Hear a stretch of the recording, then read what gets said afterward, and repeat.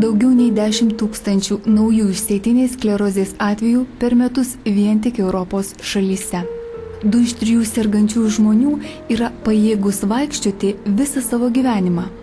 Kitiems reikalinga lazda, o vėliau galbūt ir invalido vežimėlis.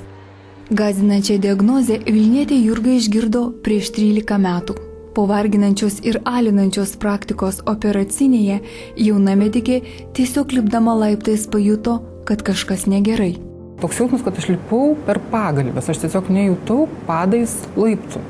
Ir aš iš karto, aišku, nuėjau pas daktarą neurologą,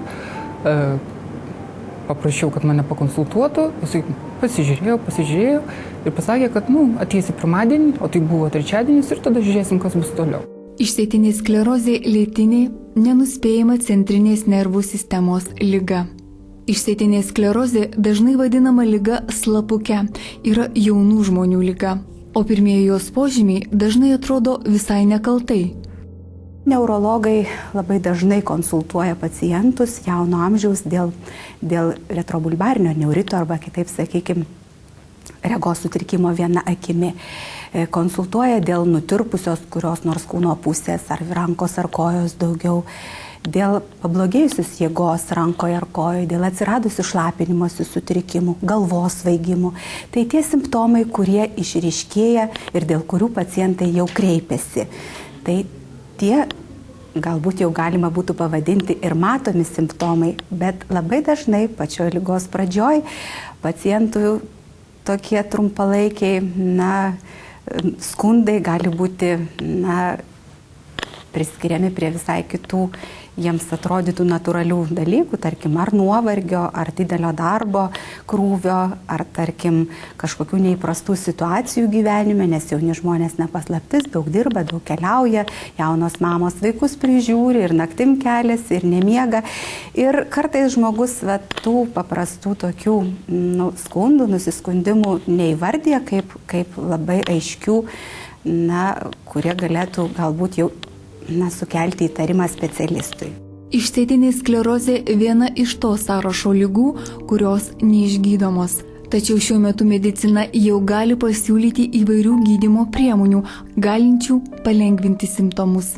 Be to, naujesni vaistai padeda pakeisti ligos eigą ir sulėtinti ligos progresavimą. Tyrimai ir nauji vaistai nestovi vietoj. Kas buvo prieš 2 metus, šiai dienai jau mes kai kurių preparatų kompensacijos kaip ir neturim. Mes galim gydyti išsėtinę sklerozę, kuomet jinai prasideda anksti, kuomet mes diagnozuojam ir ligos eiga yra recidyvuojanti ir imituojanti, turim beta interferonus ir glatiramero acetatą, tai jei liga pakankamai gerai gydoma, jei yra nelabai piktybiškos eigos, tai mes šitos žmonės gydom taip, kaip ir Europoje ir visam pasaulyje, išsivysčiusiose šalyse, tačiau turim problemų, jeigu ligos eiga yra labai agresyvi, jeigu nepadeda pirmos eilės imunomoduliuojantis vaistai, tokiu atveju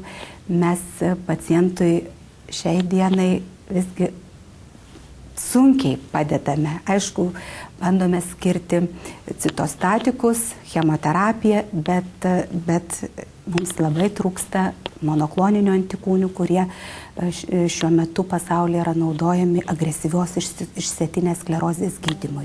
Taigi, išgirdus diagnozę, svarbiausia nepasimesti ir neišsižadėti šios ligos. Su ja draugauti reikia pradėti iš karto. Apskritai, aš buvau labai aktyvus žmogus. Aš 12 metų šokau. Aš šokau pramoginius šokius ir po to perėjau į liaudies šokius šokti. Labai intensyviai.